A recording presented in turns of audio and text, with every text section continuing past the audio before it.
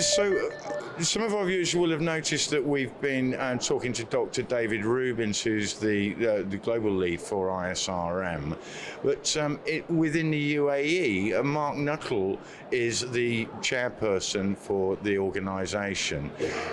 Mark, you've taken time out of Intersect the conference to talk to us about the chapter here. Can you just expand out on some of the activities that you're delivering? Of course, Peter. Across the United Arab Emirates, obviously we're in a hub of technology, innovation, economy at the moment. We've got a flow of expatriate individuals that are coming into the country and want to understand what their capabilities are, how they can develop, how they can operate in the region, how they can even operate globally, bearing in mind all the geopolitical flavours, tones and tastes that are happening at the moment through various conflicts and various economic regressions and repressions that are occurring. So what I do, certainly within the United Arab Emirates, is speak to those C-suite individuals at the very top, speak to the boards, speak to the family members, and go through with them 5-year, 10-year plans about what could be into the future based on what is today and what was yesterday. The governance of this country is excellent. They take the very best of what's available and apply it to strategic problems and apply it on a long-term basis. Their current plan is up to 2030 and then longer. So, as chairperson with responsibilities here in UAE, yes. What are you looking at from perhaps an event perspective? Because I've seen the global events that yes. take place, and yes. Is there a program here for people to subscribe to, join? Yeah. So there is the processes via our website, which is www.isrm.org, and you can see the global events that take place there.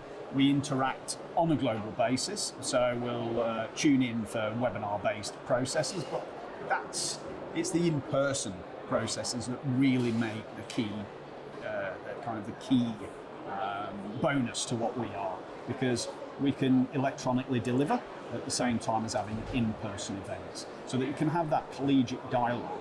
And apart from the ground rules of being pleasant to one another, you can have true learned conversations that initiate that real big push to ensure that people understand really what a strategic pathway looks like, what risk looks like, what management looks like, and then the whole cohesive strategic risk management piece. There's a genuine community here, isn't there? Massively. You know, one of the things I said when I interviewed Dr. David recently was that some organisations get wrapped up in process and regulation, Correct. but that they're not very forward or good at coming forward to actually deal with the issues. Yes. You seem to have a very, very active and deep understanding of this particular region. I suspect further afield as well, and that comes shining through really from the exposure I've had with this organisation. Yes. Who would you say is your ideal member in this particular region? Who should be talking to you that might not be? So I would say out of everybody, it's the possibly the oil and gas industries, because the oil and gas industries make up the bulk of the economy. They are doing a transitioning pathway at the moment, and that transitioning pathway is to more sustainable, responsible energy types. And that energy, that oil and gas industry, are also involved in other countries and other jurisdictions as well.